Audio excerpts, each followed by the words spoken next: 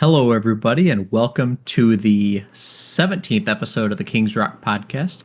I am Bolt Up here, as always, with Deathgiver. How's it going, everybody?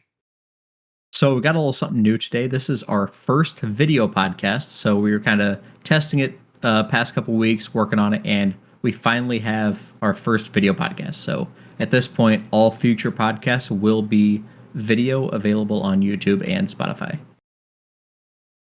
How do you feel about this, Death? I'm a little bit terrified since it's the first one. It was a long time coming, but we're there. We're there. Yeah, We get a lot of our views from YouTube, so being able to have this as a video is, I think, going to be a benefit to a lot of people that are checking out the podcast. Yeah, I definitely agree on that. So, in today's episode, we are going to talk about the Champions League in Japan. We will have Kakuna trivia, and then we will talk about the Crimson Haze spoilers that just came out the other day. So Crimson Haze is going to be our Twilight Masquerade set, which will be released after Temporal Forces comes in March. So before we get into that, Death, how's your gameplay been going lately? It's been going pretty well. I've been enjoying Snorlax Stall. I just now getting ready to post my last video for Snorlax Stall tomorrow, so I'm looking forward to switching. I haven't decided if I'm going to go to Chien-Pao or Lost Tina or Miraidon. Miraidon kind of intrigues me since it was a difficult deck for my Snorlax Stall to win against. Yeah, it's a weird spot for choosing decks to stream because we're at that point where there's, I think, one North American regional left until rotation, which is Vancouver. Because I think maybe Orlando's before rotation. I should know this. This is something that I probably should know off the top of my head. And I should too, but I do not. I know somebody's screaming right now, being like, "Hey, Orlando is this date." Okay, so Orlando is after rotation. So Vancouver is the only North American regional left before rotation. So, you can stream Lost Tina, but it's like, well, that deck changes big time come rotation. With Path gone, it completely changes how that deck rolls. Miraidon loses Flaffy, so it loses a key point or a key piece that can keep rotating that energy in. But I mean, you get that with every deck. True. So at this point, you find something. Yeah, Charger just gets better since there's no Path. Yes, it does. But you find something that draws a lot of interest and that you enjoy doing, and try streaming that. I just did a Snorlax stall video, and it kind of popped off a little bit, so that was kind of cool to see. People like their Snorlax stall. Yeah, I'm not really sure why, because I feel like watching the gameplay on that would be boring. I enjoy playing it because I enjoy torturing my opponent, especially the Chien-Pao match that I went up against a couple days ago. But yeah, so I really enjoyed it, but I'm not sure why people would want to watch it because this is it's not riveting gameplay at all. I mean, literally in my last match against Arcanine, the last, I would say 30 minutes of it is just me passing my turn. Well, I don't know if you saw my thumbnail, but it said "draw, pass, win" was the text of my thumbnail because that's what that deck is. That's Draw, what that pass, deck win. eventually comes to, yeah. Yeah. So yeah, Snorlax, a lot of Snorlax stall. Been playing some Charizard still, or have you been working on that stall? No, I have been playing Charizard in the background. That one's been mixed results.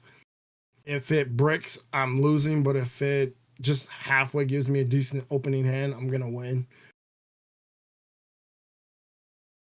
It's the way it works sometimes, isn't it? Unfortunately, most of the time when I brick, it's because I see Manaphy and Jirachi and I don't see a Charmander or a Pidgey or Entei or a Rotom or any of that stuff. And I'm like, what am I gonna do with Jirachi and Manaphy with this deck? No draw cards. Usually start with a boss, and yeah. And then it drives me nuts when like my opponent drops 2 battle passes and I'm like, I haven't even seen one in like 7 matches. Like, what's going on here? That's why best 2 out of 3 is the best format. That is why I am looking forward to Buddy Poffin. Because then when I see it, I can use it. Unlike Battle VIP, where if I see it, I can't use it anymore. I also am looking forward to that card. I think it's going to be a really fun card. Yes. It's gonna be more. It's gonna. I've said this 100 times, but it's better for the game than Battle VIP Pass. I mean, it's better for Charizard than Battle VIP Pass. I mean, I'm not saying it's a better card. I'm saying it's better for the game in general. It'll make the games less swingy because it can be played at any point. It's not relying on one person getting the VIP pass when the other doesn't. True. Yeah, that's true. So I think it's overall better for the game. I agree. Because I think with Battle VIP is if your opponent starts with 1 or 2 and you start with 0, you're already at a huge disadvantage to where Yes. You might not come back. I mean, I've won a few matches with that happening, but for the most part, I'm not coming back from that. And if I start with 2 Battle VIP passes, I'm winning. So I can set up real easy. Yeah, they're definitely winnable. I'm not saying they're unwinnable by any means, but it just creates a more swingy game. Yeah. No, I agree with you. So over the weekend we had a card comic game show up at the mall over the weekend, so that was kind of cool. I went out there and checked out all the vendors, bought quite a few cards. It was a good way to get some like semi bulk Vs, EXs, things that just hard to find in local card shops. Kind of loading up on cards for post rotation. Anything that might remotely be good post rotation, I picked some up. I kind of rebuilt my Lugia line with Lugia being possibly good again now that Chinchino's coming around. Did you really? Oh yeah. I think I'm 1 Lugia V Star and 1 Lugia V Short still, but the price is tanked, so I was like, yeah, I'm gonna pick those back up.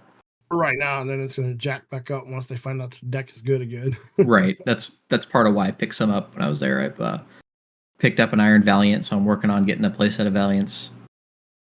I was looking for Moon, didn't really see any good prices on Roaring Moons, but it was cool seeing talking to some of the vendors and just seeing some of the card collections they had. Some pretty insane collections that I saw. Some people selling collections. Saw a vendor buy a binder for like $1,000.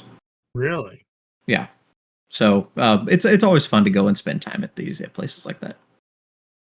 I know a friend of the show, Serial Killer, he went and was at the show as well. He sent me a couple videos showing what was at the show.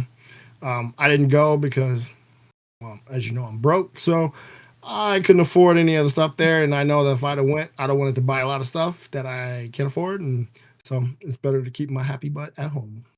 I mean, I stuck with the dollar binders and got some cards there. I did walk away with a Japanese Darkrai V, so that was cool. Just to add to my Darkrai collection. A couple old Darkrai EXs, 2 different ones. So just different Darkrai's that I didn't currently have. Got a Japanese Chimpao, just because why not? Because it's cool. It's one of my favorite Pokemon now. So why? Got a couple things there, but then just a lot of playables. I got you. Let's see what else I have going on. On Friday, I played in the Tournament of Doom again. 2 weeks ago, I went 3-3. This time, I went 2-3 and dropped at 2-3. I played Chien Pao. I don't know if I threw my 5th round, but I had a 4-prize lead on them on Lost Tina and somehow lost. Really? How did you I don't do even that? know. I don't even know what happened. Please tell me you recorded that. Yeah. Yes, I streamed it on Twitch, so it's available on my Twitch right now. Okay, I'm about to take a look at that. You can see right here above me. But yeah, I'm gonna have to go and watch that and see what happened because man, it was bad. Especially I mean, as amateurish as I am, I don't think I've ever lost a 4-prize card lead.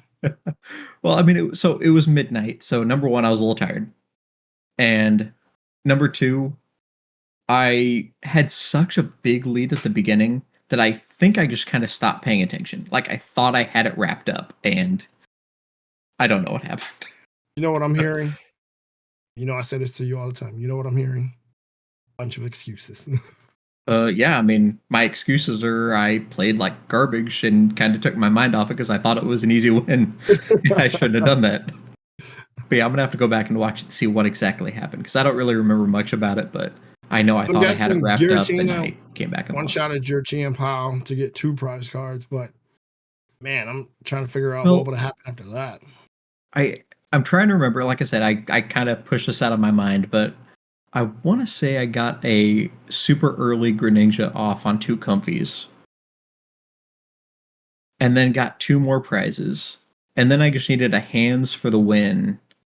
But I was like 1 card short of being able to superior energy back, and so like I had to wait 1 turn, and that 1 turn was one too late, and they got me. So they were They just like maybe snatching prize cards every turn they that might have they. stranded something in the active and started sableing. I think maybe I can't Uh, remember, but I mean it. I shouldn't have lost. I blew it. yeah, yeah. But yeah, go check that out. It's and to just make fun of me for watching that. But I will be playing in the Tournament of Doom this coming Friday, so I guess that'll be tomorrow from when this podcast is released. I Okay, did. I was glancing at Azul's stream today, and I think he mentioned he was going to play in the Tournament of Doom on Friday, so he might be okay. there.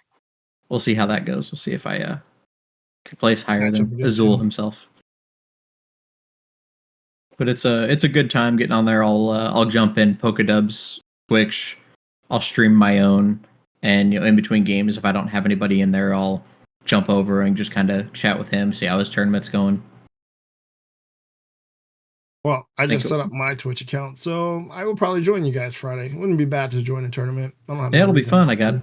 I got 3 screens here, so I got the game on one, and then I got you and Dub's Twitch Twitch streams going on each screen, so it'll work out. Yeah, yeah. Same here. That's my setup too, so I'll probably do the same thing. There we go. There we go. All right. Anything else you want to talk about as far as your own gameplay before we get into the Japanese Champion League? No, other than I just really enjoyed Snorlax Stall, and it seems like a lot of people did not like that deck. I understand People that love people watching say it it though. on the like leave comments that they hate the deck, and I'm like, but you watched the video and you must have searched it out, but you hate the deck. I uh I had somebody leave a comment on mine. It was a half-hour long video, and I got 2 games in there. And his comment was, "When I saw it was only a half hour, I assumed it was only one game." Because that's about how the games go with Snorlax. Yeah, no, yeah, trust me, I know. Other than if you can get them to concede early, then they will. Right. The nose go bite it quickly, but Right. yeah, for some odd reason, like my last opponent, I knew probably 15 minutes into the match that he had already lost. But I don't know if they were just stubborn and was like, you know what, I'm gonna play this out, and so they stayed for the next 20 minutes. But I was like, hey, there's a reason why I play this deck. I got all the time in the world, so Right. you're gonna quit That's before how I I give am. up. Yep. For sure. Try to stall me out. I'll stall you out, bro. Yeah. All right. Let's turn our attention to the Japanese Champions League Fukuyama. I did watch a little bit of this when it was happening, so I saw some pretty cool gameplay, and then I went through and watched Azul's commentary stream of it afterwards. So he was watching it and streaming it live, and just kind of commenting on the gameplay as it went. So I kind of watched that and watched some more. I'll start off by saying the Ancient Box deck looks really, really fun. It is centered around the baby Roaring Moon. Ah, okay. So for I saw that. two energy, it does 70 damage plus 10 more for each ancient card in your discard pile. So you start playing ancient supporters, earthen vessels, and ancient card. You start getting those in the discard pile, and now you have a single prizer that can just start doing massive damage. The other thing was I guess so I think the way it works is for the Japanese tournaments, they have a celebrity that plays. And they usually kind of follow that celebrity for the first few rounds. And so this guy was playing Ancient Box, but he was playing Ancient Box with Great Tusk. And the new Great Tusk, for 2 energy, discard the top card of your opponent's deck. If you played an Ancient Supporter card from your hand this turn, discard 3 more cards. So you get to mill 4 if you played an Ancient Supporter for 2 energy. So this guy was playing against the Lost Box, and he was just having his opponent mill 4, mill 4, mill 4, knock out their Great Tusk. He brings up another one, mill 4, mill 4, and ended up milling out his opponent's his Lost Zone opponent's deck. So that was really fun to see. Yeah, I saw And that then deck at number 12 and was looking at what it did. And I'm not gonna lie, it looks pretty interesting. It looks like the kind of the opposite of Snorlax, where instead of you stalling, you're milling your opponent's deck. let's see, you said that was number 12. Yes. Okay, so yeah, this is a dedicated Great Tusk list. This isn't quite the one that the celebrity guy was playing because he had the Roaring Moon as well. But this one, like, I don't understand a single comfy. I don't really understand the point of the single comfy in there. Yeah, I'm not sure either. That is kind of weird. Oh, you know what? Maybe what's the Explorer's Guidance? Look at the top 6 card. Don't put 2 into your hand. Oh, that's an Ancient Supporter. That's a good one. Look at the top 6 cards of your deck. Put 2 into your hand. Discard the others. That's a good Ancient Supporter to play. Which one is it? Explorer's Guidance. Oh, that one. Okay. And then Earthen Vessels, an ancient card. Which I guess that didn't affect Great Tusk. So this person is playing 8 Ancient Supporters, Explorer's Guidance, and Professor Sada's Vitality. So 8 ways to get Great Tusk to mill 4. Which is 32 cards. You start with 60, 7 into your hand. You draw for your first turn, so that's 8. And then you have 6 prize cards. 14. So 60 minus 14 is, what, 46? Yes. 46. And then 32 you can be mill milled 32, so that puts you if you down get to all of those. 14. Yeah. And that's not counting any that they draw or draw for turn or draw on their own. Yep. So that seems pretty good. And then they have the 1 Greninja, 1 Comfy to get drawing for themselves, Trekking Shoes to get through their deck, Counter Catchers, try to strand something up there. They do play 2 Pal Pads, so they can get the Ancient Supporters back. Which is and try to very use them smart. again. So that's a way to get 4 more supporters back if they play both of those. Yeah. Does Team Yell go away? I can't remember. I don't think so. I feel like Team Yell would be great for this deck as well. To be able to get 3 back. Team Yell's cheer is F regulation, so it sticks around. Yeah, I feel like that would not be a bad card to run in this as well. Yeah, it gets 3 back instead of 2 like Palpad. And plus it gets your Great Tusk back. I think the problem is it's not an Ancient Supporter, and you want to be playing Ancient Supporters every turn. Yeah, but if you don't have any, then it's a great card to use to get them back. You're right, because you can get 3 back. And you could, or 2 and a Great Tusk or something. So yeah, I can see it. I think these lists are far from refined, simply because this is the first major tournament since rotation.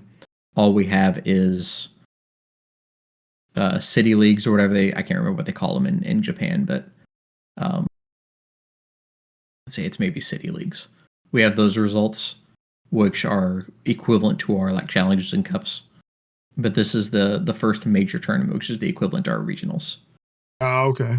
And it's going to be like EUIC is going to have a lot of lists, and very few of them are going to be refined simply because it's just the first major tournament post rotation. So these decks are a good basis point, but not necessarily something to just straight net deck. I would wait a couple more turns before we start net decking, but they're good starting points. Let's see what else. Let's talk about the number 1 list. Number 1 is Lugia, which was pleasantly surprised to see it come back. A lot of people calling the Chinchino just a meme because you have to set up the stage 1 before you can actually attack with it. But Lugia looking, pretty much like it did before the colorless version. Mm-hmm. We have 4 Lugia V, 3 Lugia V Star, the 4 Archeops, so that's normal. That's typical Lugia list. They have 2 of the Snorlax, which we saw in the colorless Lugia before. 1 Luminion, which is normal. We did lose Professor Burnett, though, so the Luminion is not out there to get Professor Burnett to throw the 2 Archeops in the discard pile. But then we have the 3 Minccino and the 3 Chinchino. So for those that don't know, the Chinchino is a stage 1, 110 HP, and the main attack is the second attack for 2 colorless energy. It does 70 damage for each special energy attached to it. So for 5 energy is enough to do 350 damage to knock out a Charizard. And because of that, the deck plays 17 energy cards. Because the Chinchino only has 110 HP, and you're going to have to load a lot of energy on it, and it's going to die immediately. So you have to be very careful with your energy. Yeah. This deck does play 2 Great Ball. I know from looking at past results, Japan loves Great Ball, and you'll see a lot of Japanese players using that card, but it might just end up being the best option for Pokemon Search. They do play 1 Jock, which is search your deck for 2 evolution Pokemon, so that's a way to get your Chinchinos, your Archeops, your Lugia V-Star. Seems pretty good in the Lugia deck. Yeah, I agree with that, especially because all you need is, well, yeah. No, I agree. It was less good before, because once you got set up, you didn't want evolution Pokemon anymore, but now that Chinchino is your main attacker, then you need to find a way to be able to search that. So that's probably what the Luminion's there for. It finds the Jock when you need it. It finds a Serena that can discard your Archeops. It can find the boss. I mean, it just finds your bag of tricks and supporters there. What I find interesting is only 1 therapeutic energy for 2 Snorlaxes. So that's a card that prevents your Snorlax from falling asleep after your attack. Well, I'm guessing that they probably don't use Snorlax that much. Well, plus it's going to die after it gets hit anyway. What'd you say? It's going to die after it gets hit, or after your attack anyway, is my assumption. Point in the meta, yeah. So Snorlax has, 150 HP, so odds are it's not going to survive an attack, so that's probably why they don't focus on therapeutic energy as a major option.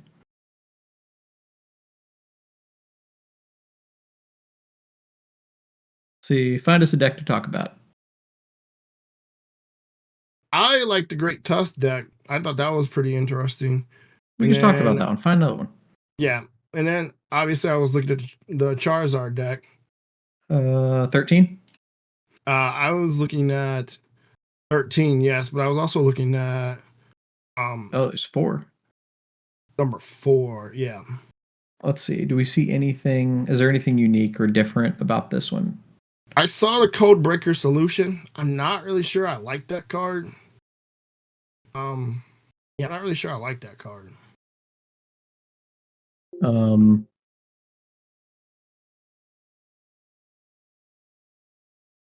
We don't have that card, do we? No, but it is coming out in the Crimson Haze. Oh, that's okay. So they have that one. That must have been released as a special something. And I do see that the one that finished. Oh wait, 15th used Hero's Cape. We do have this one, don't we? Codebreaker Solution. What was the card that we were making fun of? I thought that was it. Search for 2 cards, put them on top. I thought we made fun of that card too, but I thought it might have been a different one. Oh, there it is. Cryptomaniacs Deciphering. There it is. So it is coming. They just have the name mistranslated or translated differently. So Cryptomaniacs Deciphering. Okay, yep. That's a card we're getting. But so I don't see why you. I don't know. I just don't see it. B-Barrel. That's the reason. Oh yeah, they are running. I'm still torn. After we made fun of that card, and after hearing everybody talk about how insane that card is, I'm much more on the fence than we were originally. Well, because there are a lot of ways to just immediately draw those cards. Yeah, I was gonna say when you combine it with Bibarel, um, yeah, B-Barrel, it's a Radiant great Greninja, combination. Because I'm thinking in Kirlia. terms of Pidgeot, but Yeah, Japan's been pretty split on Pidgeot versus B-Barrel and Charizard. And I think that well, Cryptomaniac's deciphering is part of what is pushing B-Barrel up above Pidgeot. you know how I still feel about like the rest of the deck because like I don't know how I feel about Manaphy and Jirachi. I just feel like those are I don't know. I think it's well, no, I was gonna say it's more relevant, but no, because the Bidoof protects itself Yep. from Greninja, so it's really just there to protect your Charmanders. They do play the new Charmeleon though, the one with the Flare Veil, prevent all effects of attacks, so that the Charmeleon there cannot be Sableye. Makes it to where you can't what is that ball that you can get? You mean the one that The one rotated? with oh that one's rotating out. Oh, Yeah. okay. Never Level mind it. ball. Level ball. That's the Yep. ball. Yep. Level Level ball. ball rotates. Because that Charmeleon you can't get that one, but if it rotates out, then never mind. I Yep. would definitely run these Charmeleons. Well, the one with Flare Veil has 90 HP, so that one you can get with the level ball. But they're running the Fire Blast Charmeleon also that has 100 HP that you cannot get with the level ball.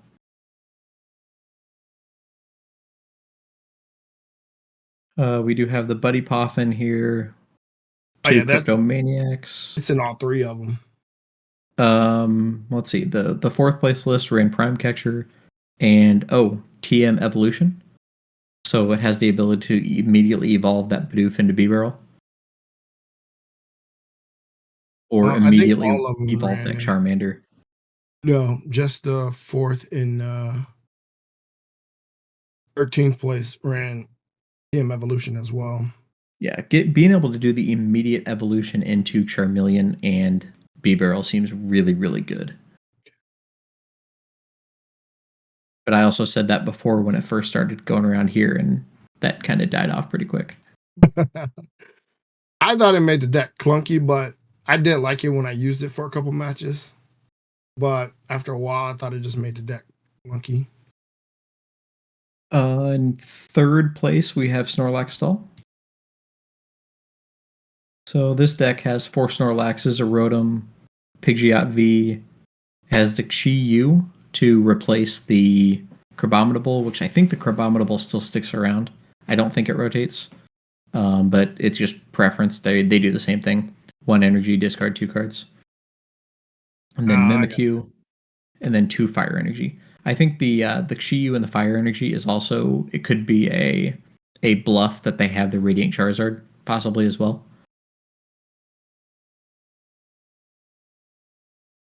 We got the Misfortune Sisters, 2 Ericas. This one has the Team Yell's Cheer, 4 Pokegear, 4 Nest Ball, 4 Counter Catcher. They're playing 3 Eerie, so discard 2 item cards out of your opponent's hand. That seems like a good addition for the Charizard deck. Or Charizard, for the Snorlax deck, being able to pull switches out of your opponent's hand. that would be really good. I agree with that. Because The that was one thing that I liked about, or that I wanted from that deck is being able to get rid of switch cards. Yeah, once they're in their hand. Yeah. And then we do have the Hero's Cape as the ace spec from Snorlax Stall. So being able to give Snorlax, keep saying Charizard, being able to give Snorlax 100 more HP and not have the liability of it being a 2 prizer, which is what we currently have. So that's a Well, nice that's what I addition to wanted to Snorlax bring up there. with the Charizard deck for number um 17 is that they ran Hero's Cape as well. So There is no I see 17. Try again. huh, There is no or 17. Try 15, not again. 17. 15. Oh, there it is. Okay. 15 ran Hero's Cape. 15. Yeah, gosh. A 430 HP Charizard. Yes. Yes. But well, I know we're gonna talk about the cards later, but I found another ace card that I will probably lab as well for the Charizard deck. And it is? You want me to tell it now? Maximum Belt. Attacks used by this card that it's attached does 50 more damage to your opponent's active Pokemon. Charizard starting out does 180, but if you attach that card to a Charizard, it automatically starts out at 230. Does one of the Charizard decks play it in this one? No, I wish Okay. they did. That is a card that a lot of people in Twitter have been talking up lately. They've really been hyping up the Maximum Belt. And to be honest, it's really good. I agree.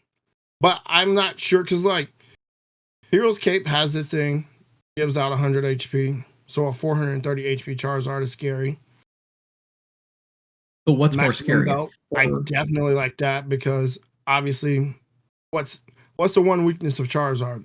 When he first hits the field and there's no prize cards gone, he only does 180. Being able to do 230 off the jump is just, that's fantastic. Which, that's a magic number. Yeah. 230 means that Charizard can one-hit KO every single basic V and EX that exists. Yes. And that's what I'm thinking about. So I'm like, It's like Primal Catcher is great. And I agree that it's a great card to be used, but that Maximum Belt, like I said, I'm a lab that because I think Charizard with that extra 50 right off the jump. And then just imagine that if it's a Charizard that you've already lost like a couple prize cards and your Charizard's coming out doing 290. Oh, that's so fun. Well, let's look at the standings here. It can one-hit KO Lugia V. It can one-hit KO an Arceus V. It can one-hit KO a Charizard with the dang it, I keep saying Charizard. Snorlax with the Bravery Charm. Giratina V, Roaring Moon, Miraidon. Every single one of those. Chien Pao, which didn't make the top 16, but every one of those it can one-hit KO immediately. Yes. I mean, that seems really good. Yes, I agree. I mean, I think that's for real. And I mean, and not just thinking about Charizard, but like Roaring Moon as well. Because I think Roaring Moon, one of its attacks is what, 200? So being able to go up to that 250. It does. So you're not having to use that insta kill. It does 100 and then 220 if you can discard a stadium. Yeah. So if you can slap a stadium down and have that card equipped, you're doing a heck of a lot of damage, and you don't have to do the insta kill. So, well, so here's the deal with that, or what I think, my opinion on that one though, is it already does 220, which hits most V's and EXs. The only thing it doesn't hit is itself. And so it's just 10 damage short, and at that point I would run the, what is it, Vitality Band? Vitality Band, yeah. The one that does 10 more. Because then at that point, Roaring Moon can one-hit KO every basic EX and V. Yeah, that's true. That's true.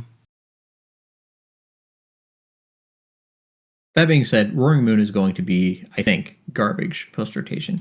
Because losing Moltres is a big hit for it. Because it's one less energy acceleration that it has. So it's not going to be able to bring energy back as quickly as possible. That's sad. Let's look at the number 2 deck, because this is one that I absolutely love.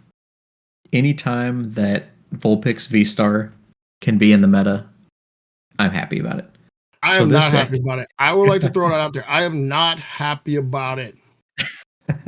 So Vulpix V-Star is always going to be a meta call.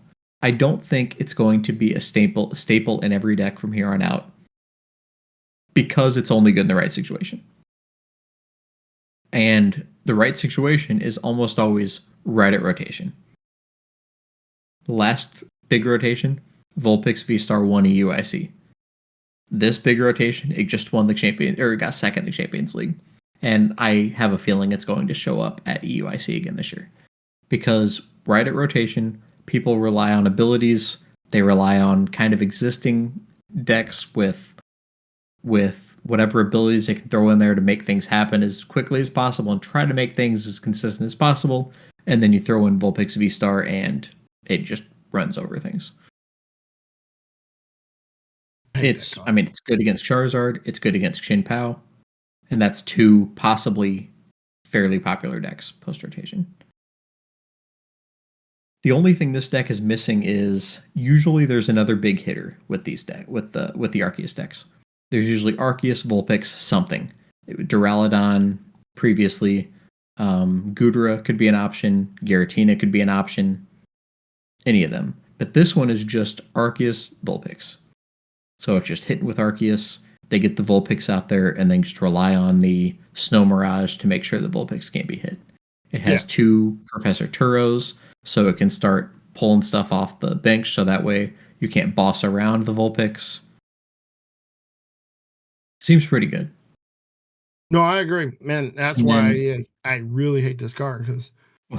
Well, now here's the next thing. And it's the only thing left to attack. You're not attacking it. It's just pretty much Snorlax stall on steroids. And plays the Mist Energy, so that way Roaring Moon can't one-hit KO it.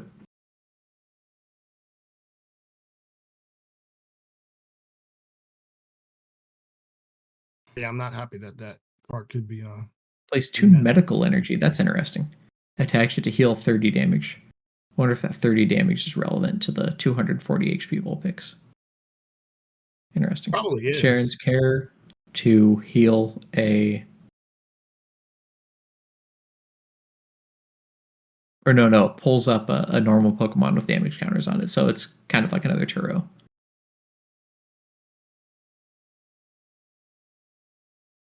And then it has Prime Catcher, so that's seems like a good deck. I'm excited to give that a try with Gudra. Gudra with the Mist Energy seems really, really good, because with Gudra's weakness currently is Roaring Moon, being able to one-hit KO it without dealing damage, and Giratina, being able to one-hit KO without dealing damage. The Mist Energy prevents that. Both of those attacks will not KO the Gudra with the Mist Energy on it. So one deck that I am excited to try is Arceus, Vulpix, Gudra. And we'll see how that goes. What do you think of this Arceus Giratina deck? So, Arctina is something that personally I did not think was going to be a big deal. It's something that was big in the past. It's been a thing already before. And I think I guess I don't really know why it kind of dropped out. Maybe Charizard. I think it just couldn't keep up with Charizard. Oh, I got you. Because you have to throw a bunch of energy away. And I don't know if it can just keep dealing enough. Oh, that's why. Because it just can't deal with Charizard. Yeah, but you see the ace card that it has added to the number 6 deck? I do. And that puts it where Giratina can one-shot a Charizard. You know what else it can do? It has Iron Leaves. Oh yeah, I saw that too. So it fixes the Charizard weakness. So Arctina cannot use Lost Impact. Nope, Star Requiem. I get those attacks mixed up. It can't use Star Requiem because it's not getting 10 into the Lost Zone. So it's just relying on dealing 280 damage with Lost Impact. So having that maximum belt allows it to hit 330.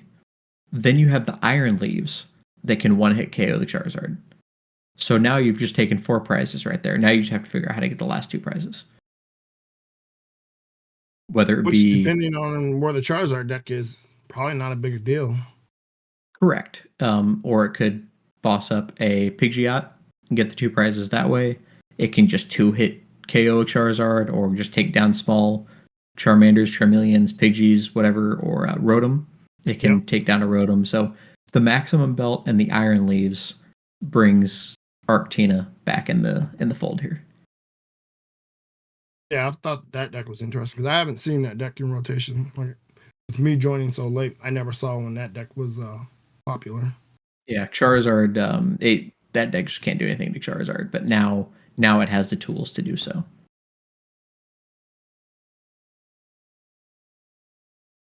In 14th place, we have a Future Box list.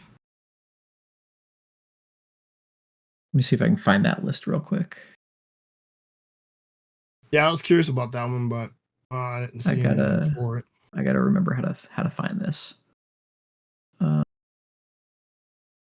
What place was that? It was 14th. Okay, here. I'm gonna send you the Send you the link for it.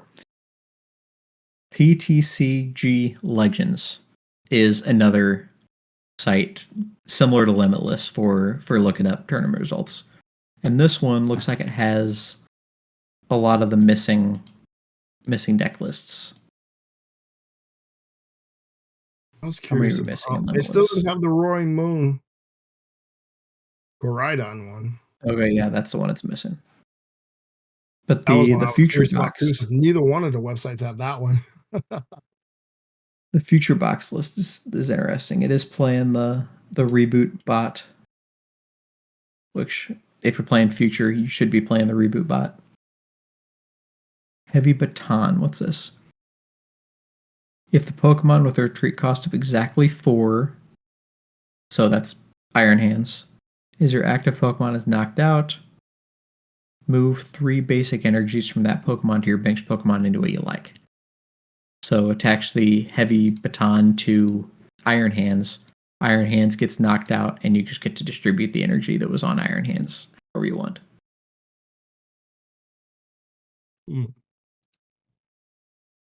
It does play the Future Boost Energy Capsule, which if you attach that to a Hands, it gives the Hands free retreat, and it makes Arm Press hit a magic number to be able to one-hit KO the Pidgeot.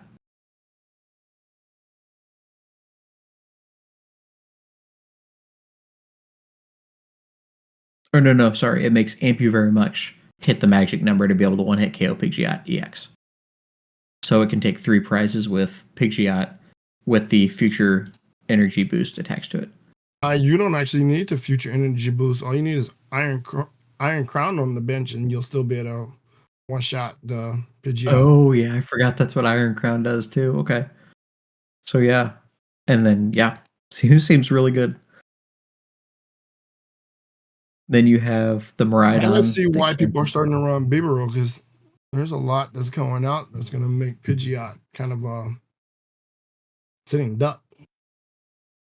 And it's a sitting duck 2 to 3 prizer, especially if it's knocked out by Iron Hands. Techno Radar, really good in Future Box. Discard a card. Search your deck for 2 future Pokemon. Put them into your hand. So yeah, this Future Box seems pretty good. It only plays 3 Pokemon. 4 Iron Hands, 3 Iron Crown, and 2 Miraidon. Single prize Miraidon. Seems interesting. Seems pretty good. I do like the art on Miraidon, I'm not going to lie. It does look really good. Dude, I'm so stoked for this format.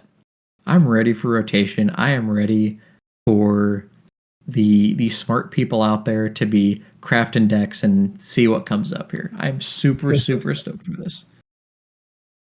Outside of Charizard, what do you think is going to be the first deck that you try post rotation? Well, I want to try this Great Tusk deck. The mill deck? Yes. So I probably will try that one. I do want to try this Miraidon Iron Crown deck. And I think probably Ancient Box is what I'm going to try first. And Arc, Gudra, Vulpix, I think I'm going to give a try. I'm going to try Lugia too. I'm going to try just about everything, but I'm really excited to try Ancient Box. On the PTCG Legends, right at the top, Masters is checked, click on Seniors, and the winner had an Ancient Box deck. Oh, okay. So you can see that one. So it has single prize Koraidon, single prize Roaring Moon, has Fluttermane, Great Tusk, Slitherwing, and then 8, the same 8 ancient supporters, and then it has 4 earthen vessels and 4 ancient booster energy capsules and an awakening drum. Yeah, I want to try that one too. The ace spec. So that's 4, 8, 12, 16, 17. 17 ancient items. And then 4, 8, 9, 10, 11, 12. So almost 30 ancient cards, and the Roaring Moon does 10 damage more for each ancient card in your discard pile. In the discard pile, yeah. So yeah, that seemed like that baby Roaring Moon can get up there in damage. Oh geez, I forgot about what the Koraidon attack does too. For 2 energy, it does 30 damage for each of your ancient Pokemon in play. So that seems pretty good. Fluttermane shuts off your opposing active Pokemon's abilities. And then I think Slitherwing is a one of, and it's just in there to get discarded and go to your discard pile. For 1 energy, it does mill 1 card from your opponent, so it can help with the Great Tusk Mill strategy if you want to go that route. Yeah. So a lot of really, really cool stuff coming up here. I'm super, super excited for this. I am super excited for it as well. Anything else you want to go over with the Champions League decks? Not the Champion League deck. I was kind of looking more at the cards coming out in the next rotation. And well, hold your horses there. We'll get there because before we get to that, it is time for Kakuna Trivia. I know everybody has been waiting all episode for Kakuna Trivia because what could be more exciting than Kakuna Trivia?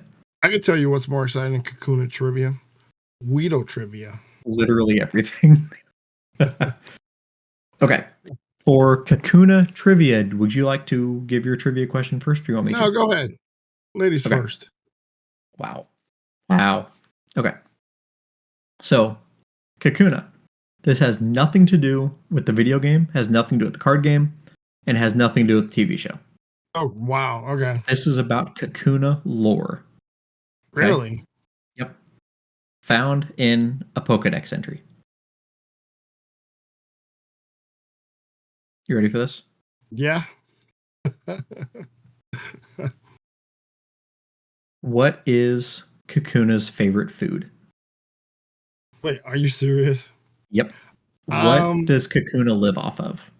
I'm going to say an oranberry. You are wrong. I kind of figured that. It lives off, I believe, the same thing that Pinsir and Heracross live off of. Honey? Oh, but yeah, I think you're right. I think they're honey. Tree sap. Kakuna lives off tree sap. Okay. The needle-like mouth can extract the sap from trees. And Kakuna just hangs from the trees and eats the tree sap. That is crazy. So what's your question? Let's hear your Kakuna question. So I found this to be interesting. So most of the time when you look at Kakuna, you can't learn really an attack unless it learns it from before it learns it as a Weedle, so poison sting. Outside of that, if it's a Kakuna, you're going to get hardened. But in Pokemon Platinum, Kakuna can learn a move from the move tutor. What is that move?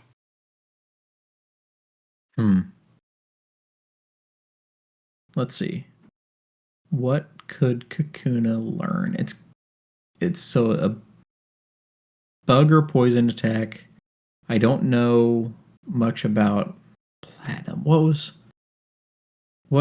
other game or games were in Platinum generation? What is that one? What is Platinum? Is that Diamond Pearl? Diamond Pearl. What'd you say? Diamond Pearl. Diamond Pearl Platinum. I don't. Yep. It is 100%. Yep, sure I got it. Yep. Diamond Pearl Platinum. That would be Generation 4. Is that right? Yes, that is correct. I do know that much. Okay. Generation 4. Generation 3. I'm trying to remember move tutors from those games. And I'm getting nowhere with this. Can't remember if there were good bug moves by then or not. Like Mega Horn or something. I didn't say it was a good move. I just said he learned that you're able to actually learn a move. Okay. I'm gonna go ahead and say I have no idea. Is it either a bug or a poison attack? I'll give you that. It's a Is bug. it one of those two? It's a bug. It's a bug attack. Okay. It's a bug attack. Yep. Okay. Um.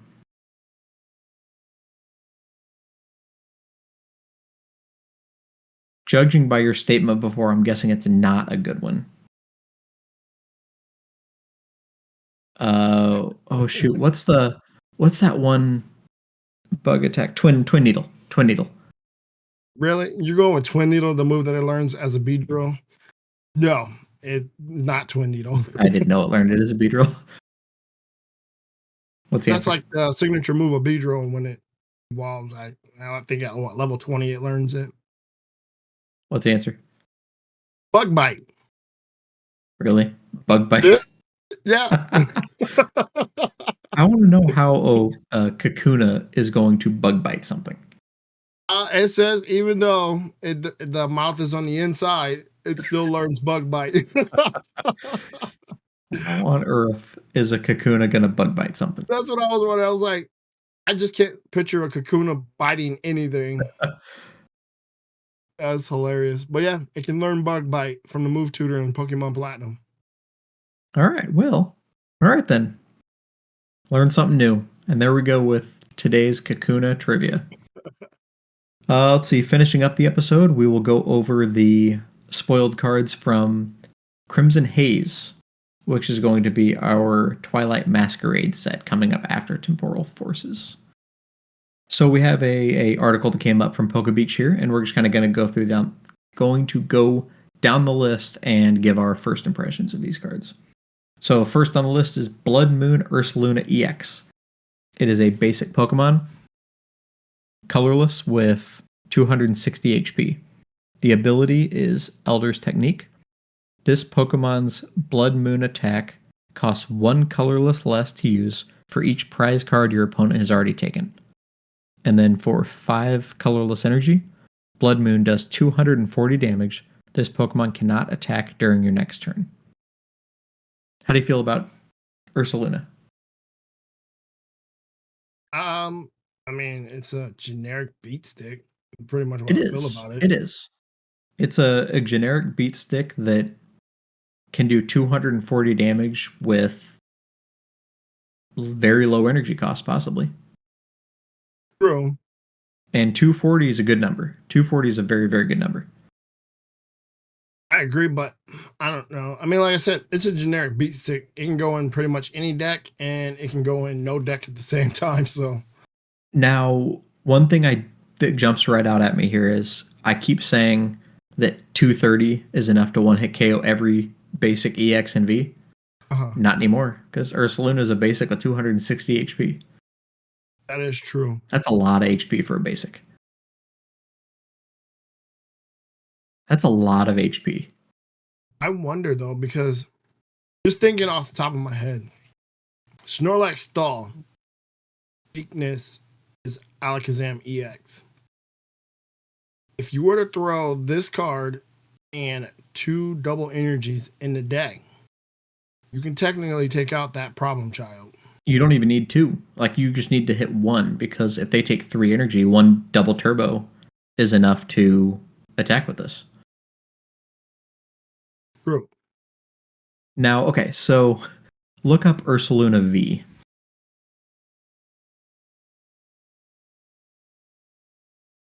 Ursaluna V is a bulk rare card that in one of the, I think it was in an IC, might have been EUIC or NAIC. Sander, who was the crazy awesome deck builder from Europe. He's a control player, and he does finds these crazy control builds that are his own builds and does insane stuff with them. He had a deck that featured Ursaluna V at one point, not because of its attack, but because the 230 HP and the ability to reduce 30 damage. And it was a control deck similar to Snorlax Stall, and he used it for a similar reason that it could be used in Snorlax Stall today, where this is a basic with 260 damage, 260 HP, with the addition that it can attack without too much energy cost. So I think you're thinking along the right lines there. I think this possibly could end up in a Snorlax deck, possibly. Because I mean, the it would take 260 out. HP is really good. Because I'm just thinking about it. Because like it would take out the Pesciala because the MEX. Flaffy's gone, so Miraidon's not a problem. I wonder what. I think Miraidon's probably going away.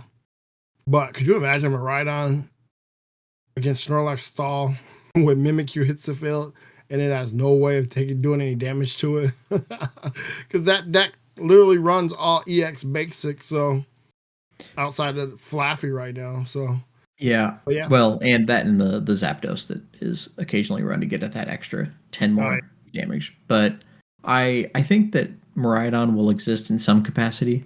I just don't know how good it's going to be, and I don't know how much it's going to change. But I think there's some capacity that it exists still. Maybe. I could be giving it too much credit. But yeah, I think Blood Moon would be great. Or like I said, Snorlax for taking out those pesky cards that kind of Yeah, I mean, it can take out a Roaring Moon.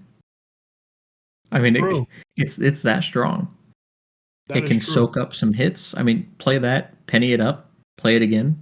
Because how much does Giratina have before it becomes a V 220. or a V star? 220. So it'd be able to take out that as well. Yeah. If I think if you're playing this card, you are not playing Snorlax Stall. You're playing Snorlax Control. True. I Oh think yeah, is that's what you're true. doing. I That's think true. you're playing this. You are strategically attacking with it. It's soaking up damage. You're pennying it back to your hand, getting something else up there, maybe another Ursaluna, Oh yeah, and that then is it's going to take true. a hit. You're going to penny it back. I think you're going to do something like that. You're maybe going to do something with Bouffalant to attack with that and throw energy that your opponent has into the loss zone. So you're just gonna stall that way. You're gonna play Mawile, which has the trap to be able to trap your opponent in the active spot, but then Yeah. also increase the next attack by 90 damage. Because then if you do that, and then your Ursaluna is then hitting for 310. Nope, 330. I was gonna say That's that's enough to take out 330, a bro. Charizard. Yeah. Dude, Yeah. you Mawile trap a Charizard and then retreat, bring up Ursaluna and hit for 330. There's something there. Yeah. No, like I said, I see that. I see that definitely going in a Snorlax deck. I follow Sander on Twitter. I'm waiting for him to start, cooking some decks coming up here. I don't think he's been to many tournaments lately, so I hope to see what his thoughts are on some of these new cards. Want to move on to Screamtail? Yes. All right, Screamtail EX is a psychic Pokemon with 190 HP. It is a basic ancient Pokemon. For a colorless energy, it has Sudden Shriek. You can use this attack only if you go second and only during your first turn. During your opponent's next turn, they can't play any supporter cards from their hand. Which would And be then the fantastic. second attack, a psychic and 2 colorless is Crunch, 120 damage, discard an energy from your opponent's active Pokemon. Which is That one is also much less good. fantastic. See, I think it's less good. You said what? I think it's less good. Do you think it's less good?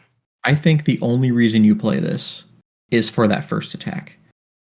And I don't Yeah. think that's enough. I think it's just a bad card. I see possibilities with it. I I mean, don't know if where, and I it's couldn't tell you off the top of my insanely head. fantastic if you can use that first attack. But if you don't and you miss that boat, I think you just have a 2 prize liability that's only doing 120 damage, discarding an energy that they probably don't need anyway.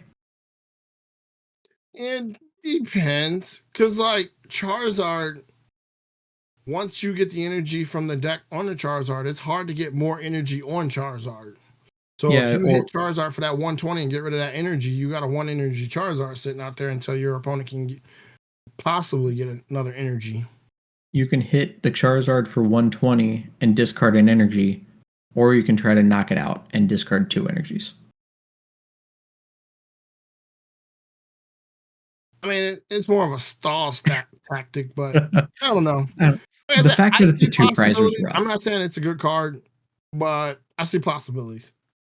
The fact that it's 2 prizer is what is rough.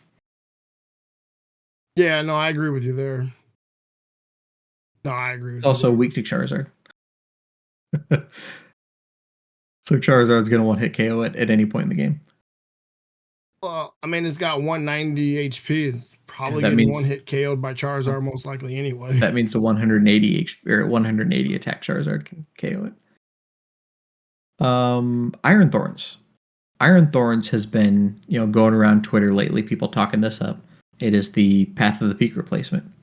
Iron Thorns EX is a lightning Pokemon, 230 HP, basic future Pokemon. It has the ability Initialize. When this Pokemon is in the active spot, Pokemon with a rule box in play, except for future Pokemon, do not have any abilities. And then for a lightning and 2 colorless, it has Bolt Cyclone. 140 damage, move 1 energy from this Pokemon to one of your benched Pokemon. So this is Path to the Peak that does not hurt other future Pokemon. I like it. I think it's a good card. I think it's a scary card as well. We were talking about it before the show, and I wasn't thinking about all the possibilities of it. And then once you started pointing out different things it could do, I was like, yeah, that card could be pretty scary. I think the most insane thing about this is it's a basic. So you can start with this, and now your opponent can't Pidgeot, your opponent can't Charizard, Radiant Charizard can't do anything, Chien-Pao can't do anything. What about Baxcalibur? I think, is that a Yeah, roll box as well? it does not have a roll box, so you can still Baxcalibur. Okay. But without taking those energies with Chien-Pao, that helps to thin the deck, and just basically, 2 energies a turn is pretty good. So without that, that's kind of rough for Chien-Pao. What it does do, though, is with 140 damage, it could one-hit KO a Lugia V-Star. True. So and that's it can one hit relevant. KO a Pidgeot EX as well. You can one-hit KO Pidgeot EX as well. And at 230 HP, it's kind of thick. Speaking of Lugia V-Star, with this out there, Lugia can't use V-Star. That is true. It can't V-Star, and Arceus V-Star can't use its V-Star ability either. That is true. So there's a lot of things that if you just start with this, your opponent's going to be in trouble. Yeah, so it's worse than Path. It's worse than Path. Ugh. Well, not necessarily, because it's on a Pokemon, and the Pokemon has to be in the active spot.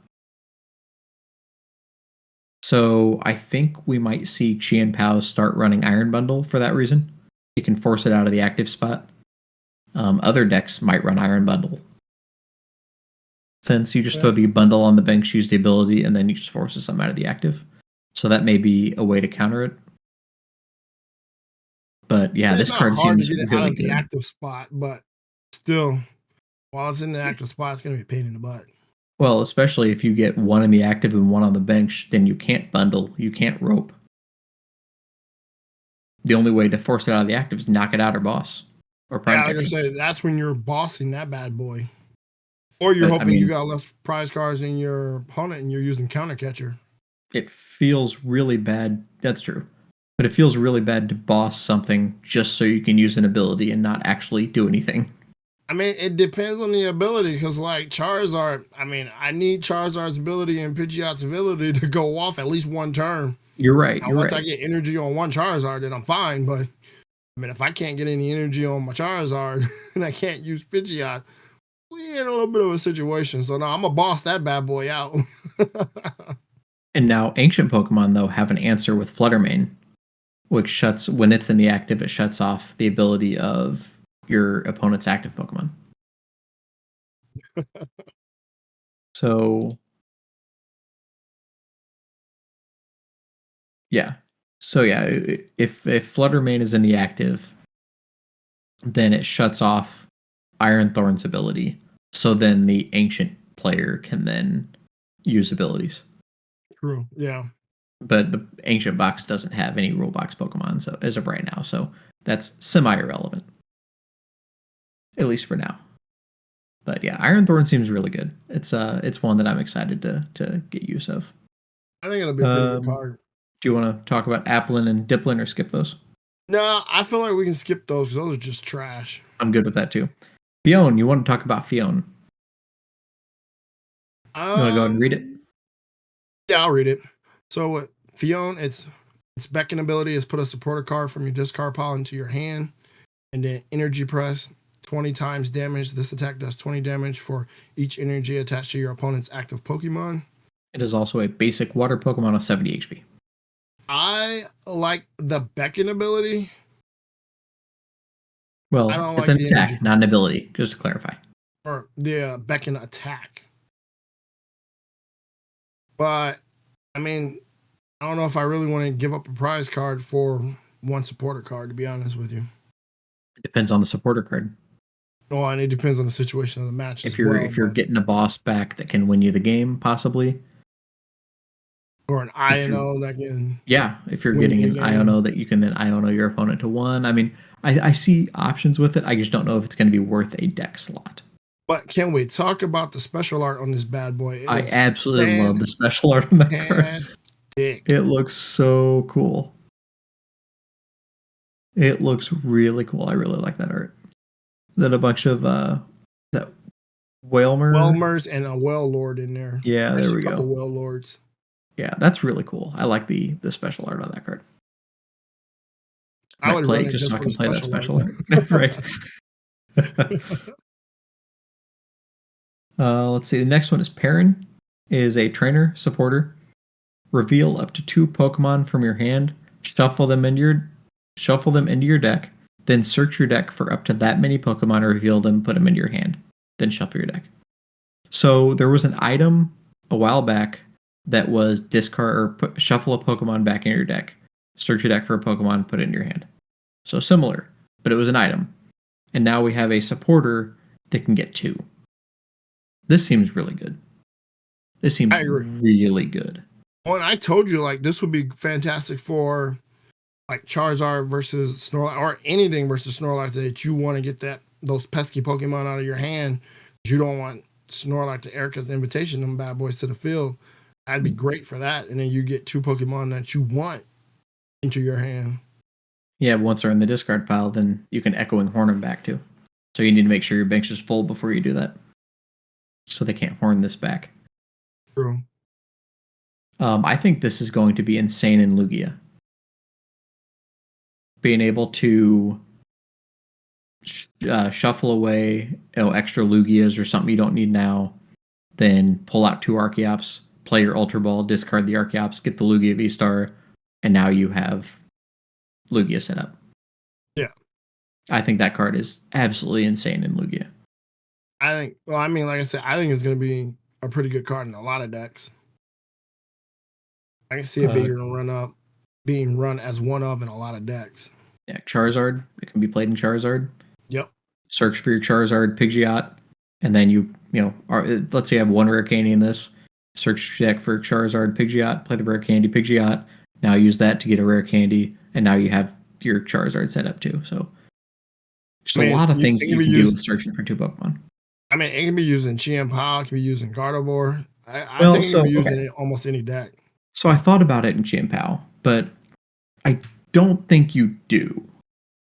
Because you have the 4 Iridas, and you'd rather play Irida, I think, in almost every case. Oh, no, I agree with that. If you're not playing Irida, I think you'd just rather play Iono. And the deck only runs 1 to 2 Ionos now. So you're really limited, especially if it keeps the same. Well, let me preface. If Chien-Pao stays the same with the item heavy build, I don't think you run this. If it leaves the item build, then I could see a use for this for sure. Okay.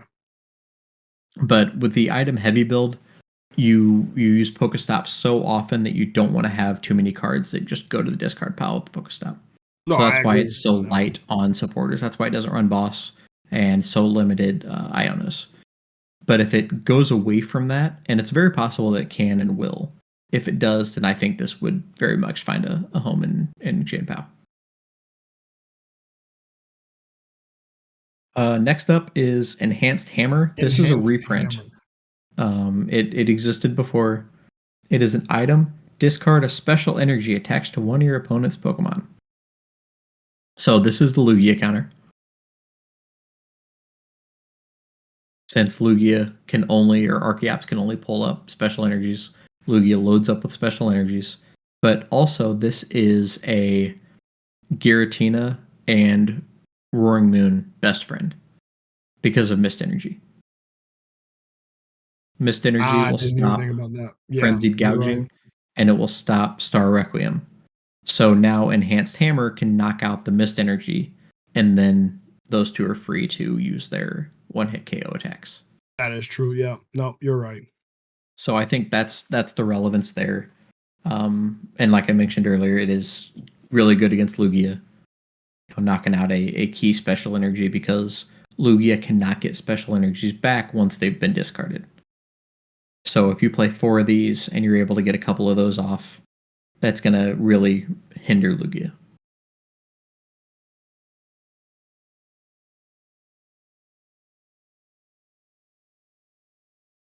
We have Community Center, which is a stadium.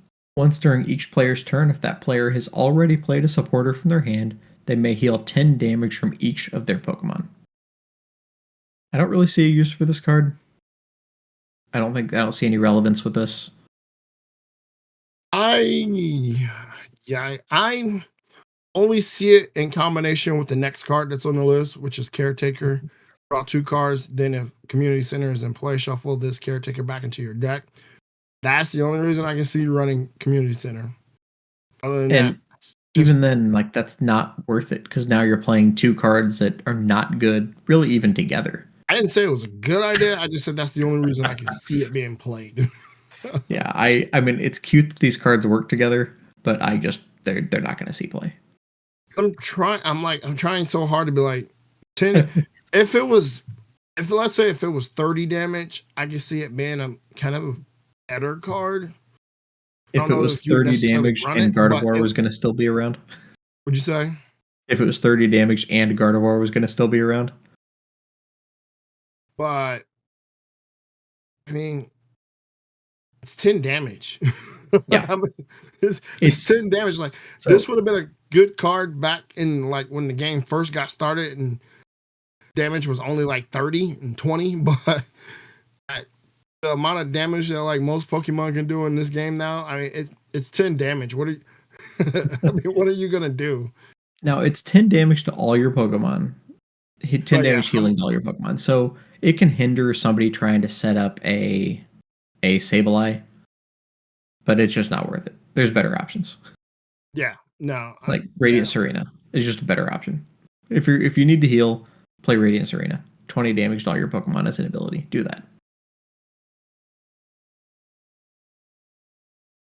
yeah, and Next at up, least with Radiant Serena, you get to use it regardless. Where like with Community Center, you have to play a supporter you card in have order to to even play. be able to use the Like, ability. yeah. So without the need to play a supporter, I think that's what Champions Festival does, which didn't see play at all. It's like a $200 card because it was a World's Reward, Uh-huh. but I think it very briefly saw play in Gardevoir, but then people realized it wasn't really that good, and then it didn't. So even without that restriction, I don't think the card sees play. Yeah, no, like I said, yeah, All right, next up we have Lucky Helmet. It is a tool. If the Pokemon this card is attached to is in the active spot and is damaged by an attack from your opponent's Pokemon, draw 2 cards. I think this is a reprint as well, but I'm not positive. yeah. I've seen this card before, like back. I feel like in the tag team days or something. But yeah, it's there. I don't see it seeing any play at all.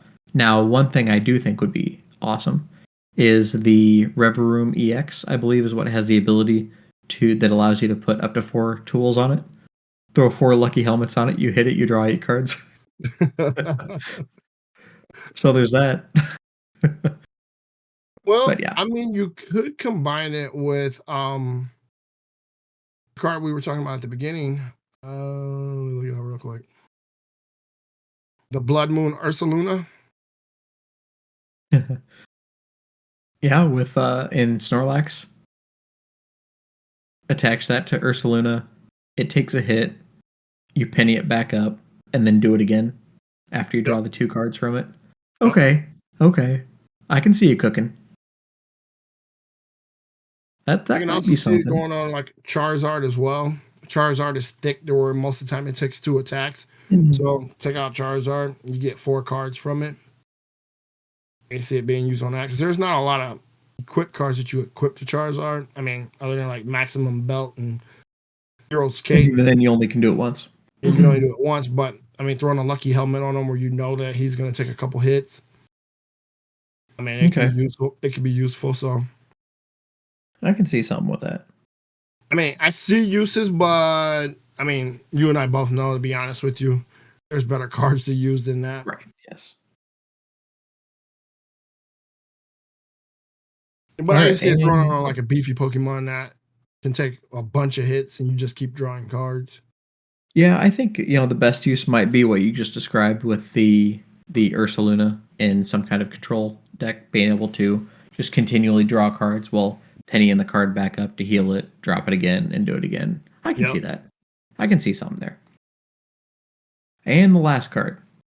I thought this card was a joke when it was when it was spoiled because this card is insane. Remember way back when we first started talking about the ace specs, Yes. and I said that if they make things that can compete with Prime Catcher, it's going to be insane. Like I don't want to see that world. This is Yes. that world. So every other ace spec has been it has a specific use for it. Um, the the maximum belt in specific decks that need to just hit that damage. The cape specific decks to that need that 100 HP. The Master Ball is really only seen in Lugia right now. Everything else is going to use Prime Catcher. You have the Future one in Future decks. You have the Ancient one in Ancient decks, but the Prime Catcher is just kind of the default Yeah. until now. So we have the Unfair Stamp. It is an ace spec item. You can play this card only if one of your Pokemon was knocked out during your opponent's last turn. Each player shuffles their hand into their deck. You draw 5 cards, and your opponent draws 2. Which is fantastic. This is absolutely insane. You can take your opponent to 2 cards on turn 2. I think what is also insane is just the idea of turn 2, your opponent knocks you out. You play the Unfair Stamp, and then you play Raihan. So now they're down to 2. You're up to 5. I guess I should check. Is Raihan still in standard to rotate out? I do not know. Before I, get too hyped up on this. Let's look.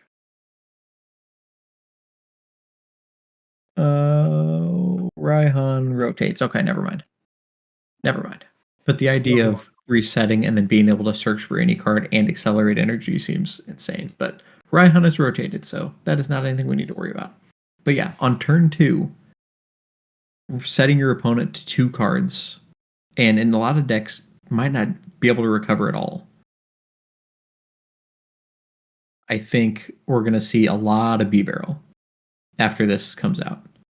Because B-Barrel is your chance to come back after the Unfair Stamp. True. And I can see that's the reason why Charizard would run Bibarel now instead of Pidgeot. Because, yeah, that would definitely help on that front. Yeah, Xian Pao already runs it, so that helps. But I think we're going to see other decks have to run B-Barrel as a way to protect themselves from Unfair Stamp. And I just don't know what's better. That might just flat out be better than Prime Catcher. I think it is. I think it is as well. Like, just as a blanket, The this is generic now the ace card to default put in your deck. ace Yeah. spec that you run. It's just Yeah. absolutely insane. It's an insane card. That being said, I'm super excited to use it as well because I'm not above using the Unfair Stamp.